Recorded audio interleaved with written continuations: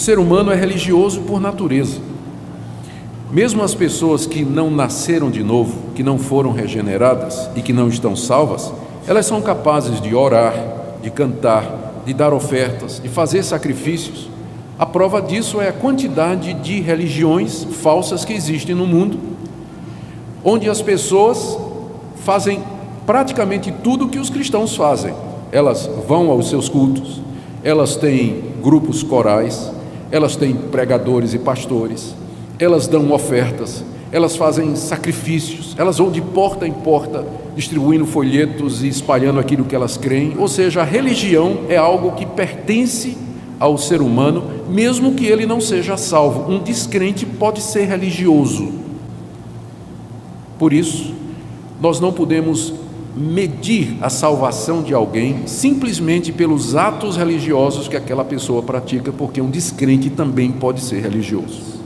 Então falou Jesus às multidões e aos seus discípulos: na cadeira de Moisés se assentaram os escribas e os fariseus. Fazei e guardai, pois, tudo quanto eles vos disserem, porém não os imiteis nas suas obras, porque dizem e não fazem. Um religioso é alguém que se preocupa com a exatidão, a precisão doutrinária, que as coisas corram de acordo com as normas, mas ele, na verdade, não vive aquilo que ele prega, não vive aquilo que ele ensina. Atam fardos pesados e difíceis de carregar e os põem sobre os ombros dos homens, entretanto eles mesmos nem com o dedo querem movê-los. Esse é o segundo aspecto da religiosidade. Ela cria normas, ela cria regras que Deus nunca mandou. Um exemplo óbvio que me vem à mente, por exemplo, aquelas regras do tipo assim: não pode ir ao cinema, não pode cortar cabelo, não pode usar calça comprida, não pode usar barba. Há um legalismo no meio evangélico, em que as pessoas criam normas que Deus nunca mandou, e usam estas normas e põem sobre as pessoas que vivem carregadas debaixo de normas, regras e preceitos humanos que Deus nunca mandou. A religiosidade faz isso em nome de Deus. Praticam, porém, todas as suas obras com o fim de serem vistos dos homens, pois alargam os seus filactérios e alongam as suas franjas. É isso que a religião faz. Ela busca agradar as pessoas, ela busca impressionar as pessoas. Um religioso, nos dias de hoje, é alguém que pratica o cristianismo, alguém que faz as coisas relacionadas com a vida cristã, simplesmente preocupado em aparecer aos homens, em agradar os homens, em ostentar a sua religiosidade. Não é difícil dar exemplos disso. Amam o primeiro lugar nos banquetes e as primeiras cadeiras nas sinagogas, as saudações nas praças e os serem chamados mestres pelos homens. Vós, porém, não sereis chamados mestres, porque um só é vosso mestre, e vós todos sois irmãos. A ninguém sobre a terra chameis vosso Pai, porque só um é vosso Pai, aquele que está nos céus. Nem sereis chamados guias, porque um só é vosso guia, o Cristo. Mas o maior dentre vós será vosso servo. Quem a si mesmo se exaltar será humilhado, e quem a si mesmo se humilhar será exaltado. O maior dentre vós será vosso servo. Quer ser grande? Sirva. Você quer ser grande? O caminho do cristianismo é o serviço. Na religião, para você ser grande, você busca título, você busca posição, os primeiros lugares e a ostentação. Mas no cristianismo, quem quiser ser grande começa sendo pequeno. Ele vai servir aos irmãos e não ser servido, O que Jesus disse sobre isso no verso 12? Quem a si mesmo se exaltar será humilhado, e quem a si mesmo se humilhar será exaltado. Quem se exalta em nome de Deus nos dias de hoje, no dia do juízo, vai ser humilhado diante dos homens e diante de Deus. A religião busca a exaltação humana. O cristianismo faz com que nós sejamos servos e que nós vivamos para servir a Deus. Por que Jesus condenou então essa religiosidade farisaica? Primeiro, porque esse tipo de atitude que Jesus acabou de descrever, ela impede que as pessoas sejam salvas, e não somente isso, impede que outras pessoas sejam salvas, como ele diz aí no verso 13: ai de vós, escribas e fariseus hipócritas, porque fechais o reino dos céus diante dos homens, pois vós não entrais e nem deixais entrar os que estão entrando. Quando nós fazemos esta aplicação para nós hoje, nós percebemos como a religiosidade, ela tem consequências terríveis. Pessoas que são religiosas, mas que não são salvas, elas acabam dando um péssimo exemplo. Elas não entram no reino de Deus e acabam sendo um tropeço para aqueles que querem entrar. Ai de vós, escribas e fariseus hipócritas, porque devorais as casas das viúvas e para justificar fazeis longas orações, por isso sofrereis juízo muito mais severo. Gente, da mesma forma, a religiosidade às vezes é uma capa para pecados mais sérios. Eu já acompanhei casos e conheço casos de gente que estava na igreja super zeloso, frequentava todas as reuniões de oração, não perdia um culto, ela tinha várias atividades, exercia ministérios, era oficial da igreja, e de repente se descobre que tudo aquilo era uma capa, que na verdade aquele homem era desonesto, aquele homem era ladrão, casos de imoralidade, de bater na mulher. Mas na igreja ninguém suspeitava. Às vezes a religiosidade é uma capa apenas para esconder pecados graves e terríveis. Por isso Jesus condena a religiosidade, porque o religioso ele fica se justificando, ele se justifica através dessas práticas. Ai de vós, escribas e fariseus hipócritas, porque rodeais o mar e a terra para fazer um prosélito, e uma vez feito, tornais filho do inferno 2 vezes mais do que vós. Por isso que Jesus condenou os fariseus, porque a religiosidade leva as pessoas ao inferno. As pessoas que praticam aquilo que Deus não mandou, ou praticam aquilo que Deus mandou pelos motivos errados. Elas podem parecer religiosas, elas podem enganar o seu coração com atos religiosos e na verdade nunca nasceram de novo, nunca foram regeneradas, não conhecem a graça de Deus, nunca tiveram um encontro verdadeiro com Deus. Por isso que a religiosidade é tão perigosa e perniciosa e conduz para o inferno, porque a pessoa pensa que porque ela é religiosa, porque ela vai à igreja, porque ela dá dízimo, porque ela está no ministério, porque ela é pastor, porque é pregador, ela pensa que aquilo é uma evidência de que ela está salva. Pode não ser. Por isso Jesus adverte: ai de vocês, escribas e fariseus, porque vocês conduzem outras pessoas à condenação. Ai de vós, guias cegos, que dizeis: quem jurar pelo santuário, isso é nada. Mas se alguém jurar pelo ouro do santuário, fica obrigado pelo que jurou. Insensatos e cegos, qual é o maior, o ouro ou o santuário que santifica o ouro? E dizeis: quem jurar pelo altar, isso é nada. Quem, porém, jurar pela oferta que está sobre o altar, fica obrigado pelo que jurou. Cegos, pois qual é o maior, a oferta ou o altar que santifica a oferta? Portanto, quem jurar pelo altar, jura por ele e por tudo que sobre ele está.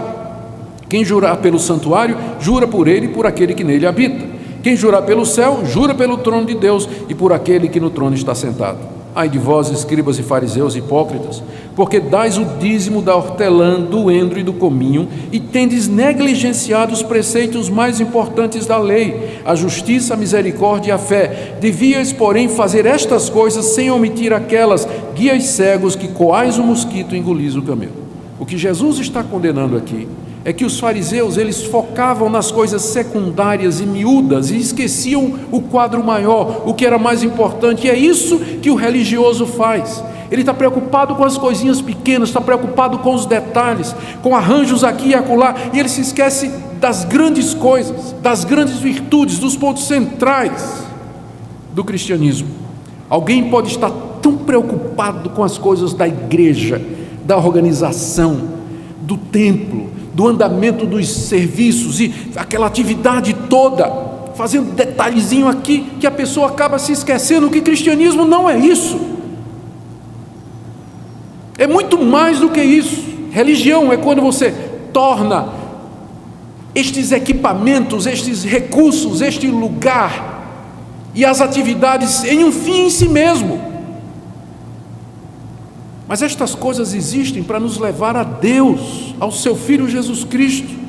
Estas coisas existem para nos levar a viver vidas santas, retas e justas, ou como disse Jesus, na busca da justiça, da misericórdia e da fé. Às vezes as pessoas se dedicam a acessórios da igreja, como se fosse a própria religião em si verdadeira, e perdem de vista a coisa mais importante, como Jesus diz: coa o mosquito e engole o camelo. Ai de vós, escribas e fariseus hipócritas, porque limpais o exterior do copo e do prato, mas estes por dentro estão cheios de rapina e intemperança. Fariseu cego, limpa primeiro o interior do copo, para que também o seu exterior fique limpo. Ai de vós, escribas e fariseus hipócritas, porque sois semelhantes aos sepulcros caiados, que por fora se mostram belos, mas interiormente estão cheios de ossos e de toda imundície. Assim também vós exteriormente pareceis justos aos homens, mas por dentro estáis cheios de hipocrisia e de iniquidade. Jesus condena o fato de que eles se preocupavam com o exterior e por dentro eles estavam cheios de rapina e de iniquidade e de pecado e de corrupção. A religião se preocupa com o exterior da pessoa, com normas, com regras, e esquece a necessidade de intimamente você ser uma pessoa convertida, de quebrantamento do coração, de fé verdadeira, de um amor que parte do coração. Não é só não adulterar, mas também não pensar em adultério. Não é só matar, mas também não querer que o seu irmão morra. Jesus explicou isso lá no Sermão do Monte. Vocês ouviram que foi dito: não adultere, mas eu digo, quem olhar para uma mulher com intenção impura, no coração já adulterou com ela. A religião se preocupa com o aspecto interno, mas o cristianismo diz: o Deus que fez o exterior é o Deus que vê o interior também. Então tem que ter essa preocupação com a vida interior. Ai de vós, escribas e fariseus hipócritas, porque edificais os sepulcros dos profetas e adornais os túmulos dos justos. E dizeis: se tivéssemos vivido nos dias de nossos pais, não teríamos sido seus cúmplices no sangue dos profetas. Assim contra vós mesmos testificais que sois filhos dos que mataram os profetas. Enchei vós, pois, a medida de vossos pais. A história da Bíblia, do Antigo Testamento, é a história de Deus tentando convencer aquele povo a voltar à verdade. E o povo rejeitando, matando, prendendo, apedrejando os enviados de Deus. E agora, na época de Jesus, os escribas e fariseus disseram: se a gente vivesse naquela época, a gente não tinha feito isso.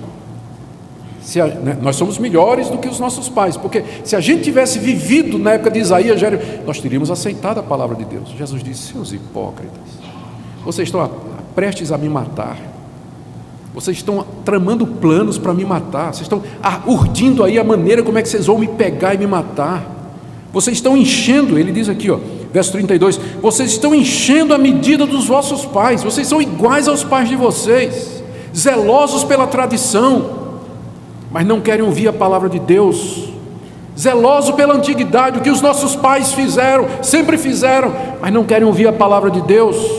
A religião é assim, ela é muito tradicionalista, ela apela sempre para o passado, mas não quer ouvir a palavra de Deus. Você sabe que você está virando religioso quando você está mais preocupado com o arranjo de flores, o lugar do coral, a roupa do pastor, do que com a pregação. Você sabe que você está virando religioso quando você leva mais tempo se preparando diante do espelho, antes do culto, do que se preparando espiritualmente para participar do culto. Você sabe que está virando religioso quando você não consegue aturar os erros dos outros, contudo é muito tolerante com os seus e dos seus familiares. Você sabe que está virando religioso quando você participa de todas as atividades da igreja e não tem mais tempo para a sua família e para estar sós com Deus. Você sabe que está virando religioso quando você é zeloso para dar o dízimo e ofertas, mas trata mal seus empregados, não perdoa quem lhe ofende e não pratica misericórdia para com os pobres. Você sabe que você está virando religioso quando sua vida cristã gira em torno de elementos da igreja que, embora legítimos, eles não são essenciais. Eu corro esse risco, por exemplo, quando eu penso nesse púlpito, quando eu penso na pregação, quando eu penso no ministério pastoral, no título de reverendo, doutor. Eu peço a Deus que me livre destas coisas, porque eu não posso girar a minha vida cristã, o meu ministério em torno disso. Tem pessoas que fazem a vida girar em torno do coral. Coral é uma coisa importante? É. Mas faz parte da essência do cristianismo? Não, os primeiros cristãos não tinham coral. Coral surge depois, quando o cristianismo se torna uma religião reconhecida. Graças a Deus que hoje nós podemos ter coral. Que bênção é. Muitas pessoas fazem da escola dominical o tudo na vida. Escola dominical é importante? É. Mas é a essência do cristianismo? Não. Os primeiros cristãos não tinham escola dominical, eles se reuniam em casas. Escola dominical é uma invenção de 200 anos atrás nos Estados Unidos. Vocês entendem o que eu quero dizer? Às vezes nós focamos nestas coisas que são acessórias, que são boas, que Deus nos deu para que nós edificássemos a igreja, mas a gente acaba focando nelas como se elas fossem o próprio cristianismo. E aí nós viramos religiosos. A grande pergunta que nós queremos fazer nessa noite é essa: nós somos o povo de Deus hoje. Ele continua nos chamando para debaixo das suas asas. Ele quer ter um relacionamento verdadeiro, íntimo conosco. É isso que é o verdadeiro cristianismo. Mas a pergunta é: nós queremos isso? Porque Israel não queria. Queremos viver para Deus. Queremos deixar a religiosidade. Queremos buscar a verdade. Queremos ser mudados. Queremos ser usados. Essa é a pergunta que Deus nos faz nessa noite. Queremos, desejamos, ansiamos por isso. Se nós não estivermos dispostos, se nós não quisermos, e se nós não nos prontificarmos, as coisas continuarão como sempre foram. E se nós queremos crescer, se nós queremos progredir, se nós queremos servir a Deus mais e melhor, é preciso que nós queiramos nos deixar reunir debaixo dele, das suas asas, numa relação verdadeira, deixando de lado tudo aquilo que ele nunca ordenou, para que nós vivamos sempre para a sua glória. Amém.